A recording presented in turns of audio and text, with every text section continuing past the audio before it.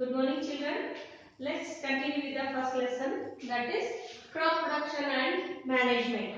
In the last session, we studied about what do you mean by crop, what do you mean by agriculture, and also we studied what are the basic practices of crop cultivation or basic practices of crop production. So in that, we were studying about preparation of soil. So how the soil is prepared before growing the crops. So in soil preparation, as we have already studied, it is mainly it is turning of the soil, or it is called as tilling. So here the soil is turned and also loosened. So what are the agricultural implements or the tools?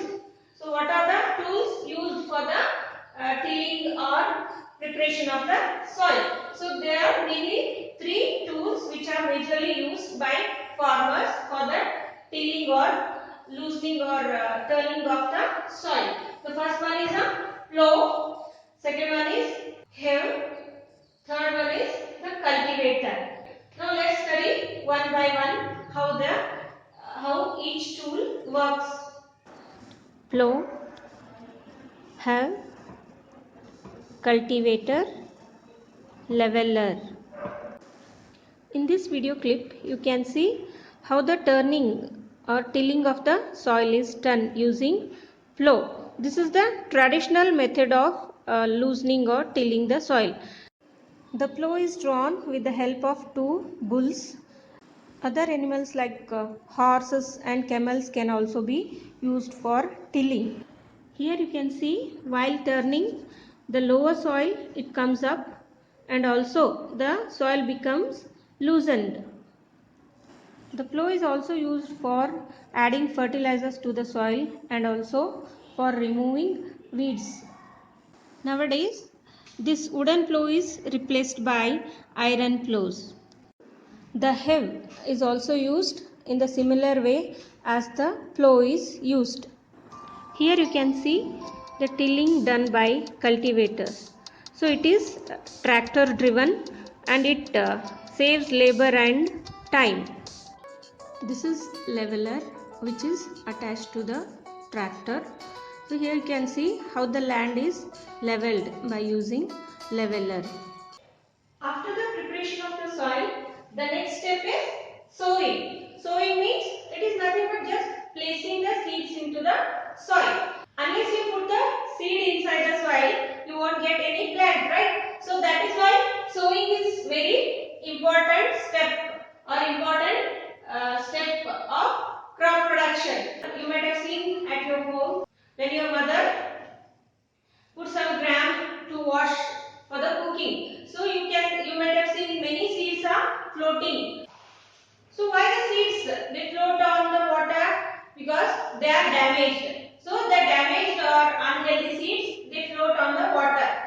The healthy seeds they settle down. So this is a very basic and traditional method to select the seeds or good quality seeds. So this is the basic step before sowing. So before sowing, you should check the quality of the seeds and you should separate the good quality seeds with that of damaged seeds. So then only you can sow so that you can get a good yield. There are various tools used to sow the seeds into the soil. The first one is traditional tool and the second one is seed drill. Now let's see in the first tool, that is traditional tool, how the sowing is done, and also how the sowing is done with the seed drill. In traditional method, a funnel shaped tool is attached to the plow. The funnel is filled with seeds. These seeds pass through two or more tubes which have sharp ends. So the seeds pass through these tubes and they are placed into the soil. This is a seed drill machine which is also a tractor driven. Seeds are filled into the machine. There are many tubes through which the seeds they run and placed into the soil. The seeds are placed at regular intervals. So this reduces time and also the labor. After seeing the two steps or the two practices, that is preparation of soil and sowing, and the third practice is adding manure and fertilizers to the soil. So the substances which are added to the soil in the form of nutrients to get good plants or good yield for the good growth of the plants, they are called as manures and fertilizers. As we know, the soil provides nutrients to the growing plants. So sometimes what happens, the farmers, they don't give any gap. They keep on growing crops on crops without leaving the field uncultivated or without leaving the field growing any crops or following.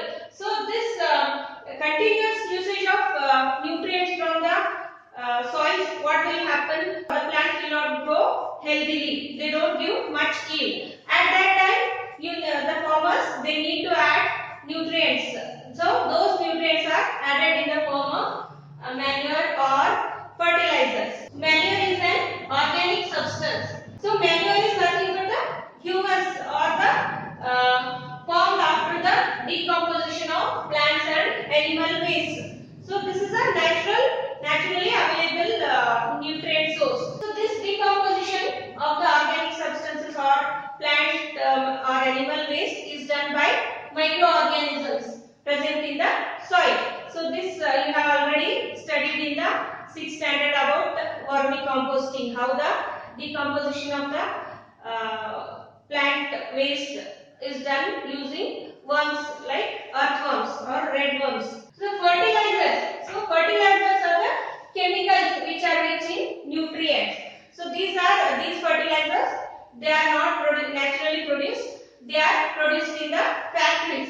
So for example, urea, ammonium sulfate, potash, NPK. N means nitrogen, P means phosphorus, K means potassium. So it's called as NPK. So these are the NPK are the main nutrients required by the plants for the healthy growth. So and also superphosphate. So these are some of the examples for the fertilizers used by farmers. The use of fertilizers help farmers to get more and more yield. Crops like wheat, maize, paddy, they're all the farmers will get more yield after adding the fertilizers. Fertilizers may give good yield, but excessive use of fertilizers makes the soil unfertile or it makes the soil less fertile, and also it leads to water pollution. So because more and more chemicals are used, that leads to water pollution. So it is better to use organic substances or the manure rather than fertilizers, because it has its own side effects or the bad effects. Continuous usage is not advised. So apart from adding manure and fertilizers, we can replenish or recharge our soil nutrients by crop rotation. Crop rotation means growing different variety of crops alternatively. Means once you have grown cereals, means next you should grow the pulses. So by this method we can retain to some extent the soil nutrients. The farmers of the northern India, they used to grow legumes as the fodder, and next they used to grow the cereals as wheat. So this growing of the legumes or the pulses, so what will happen, you have already studied. So these the legumes or the root nodules of the legumes or the pulses, what we call legumes means the pulses. So the root nodules of the these pulse plants, they have a bacterium called rhizobium. So this bacterium, it helps in the fixation of nitrogen. Atmospheric nitrogen is fixed into the soil, which is used by plants as the nutrients. That is why the growing of the pulses in between helps in the recharge or replenishing of the nutrients to the soil. Now let's see the advantages of adding manure to the soil than the adding fertilizers. Means why adding manure is good rather than the fertilizers. Now let's see what are the advantages. The first one is it increases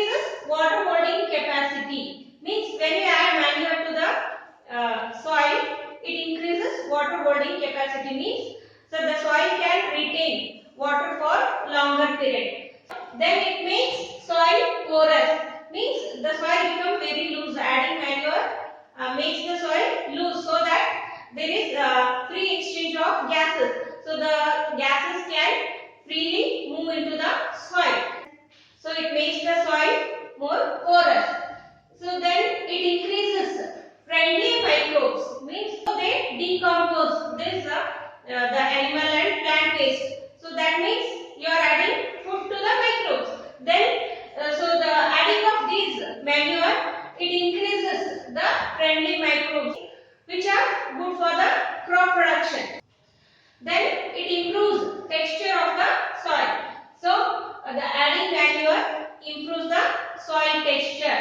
So how the texture is required for the good growth of the plants. So these are the advantages of adding manure.